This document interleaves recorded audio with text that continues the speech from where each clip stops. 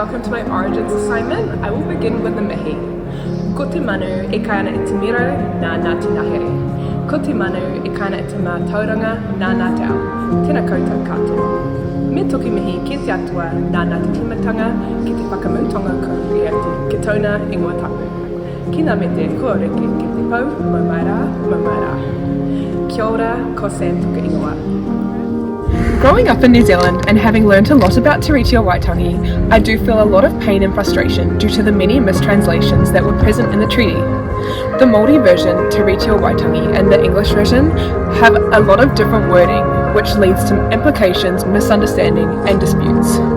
It really saddens me to have learnt about how colonisations and the results of Te Reti have disproportionately impacted the lives of Māori living in New Zealand. As a Pākehā individual, I am passionate about minimising health disparities between Māori and Pākehā, especially as the New Zealand health system tends to follow a westernised model of care, which is a very reductionist view of health in both diagnosis and treatment of chronic disease. Te Ao Māori worldview is a holistic approach. Unlike the westernised model, it seeks to understand the whole system and not just parts of it. After taking the Hauora Māori paper in my first semester of study, which I think should be compulsory for all, it really changed my perspective on the way that care is being delivered to Māori. I am also passionate about continuing what Eri Hapati Ramsden started and the need for cultural safety. She consistently argued the need to address the ongoing impact of historical, social and political processes on Māori health disparities. I strongly respect how Māori culture places such a great connection that a person has with their whenua, tupana and ancestors. Bastion Point, which I'm currently at, is a historically significant site in New Zealand which holds a deep connection to the Treaty of Waitangi and the broader issues of land rights, indigenous rights and sovereignty. The relationship between Bastion Point and Te Reti of Waitangi reflects a complex history of colonisation, dispossession and the struggle for indigenous rights in the country. While I am not Māori, I do feel that through growing up in New Zealand, I have an obligation to uphold Te Reti o Waitangi and do my best to provide culturally safe care.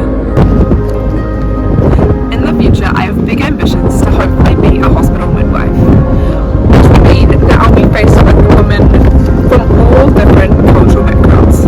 Because of this, I am very interested in learning about the different cultures, so that when I'm in the workforce, I can be understanding and respectful of different traditions and cultural practices.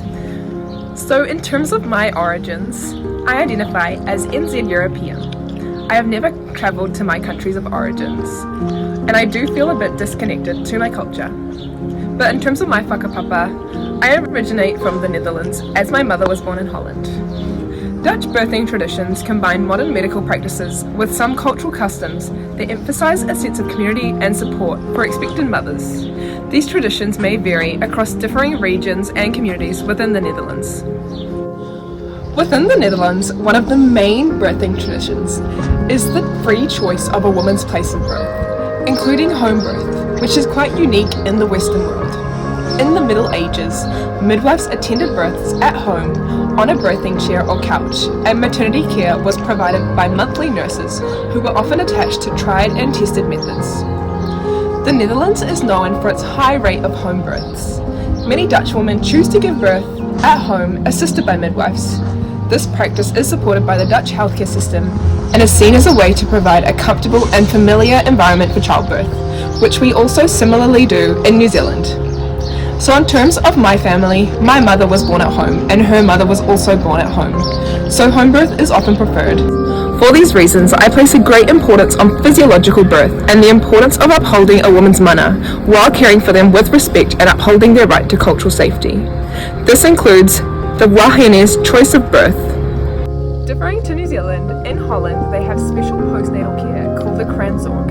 A kraamzorg or postpartum maternity care is an important tradition in the Netherlands. After giving birth, a kraamzorgster, which comes in the form of a qualified maternity nurse, stays with the new mother and her family at home to provide support, guidance and assistance with the newborn care, breastfeeding and household tasks. This can last for up to 10 days, depending on the family's needs. My mother, coming to New Zealand from Holland, had no family support here, and while my father was able to help around the house, he had to return to work not long after birth, leaving my mother on her own. I feel a sense of isolation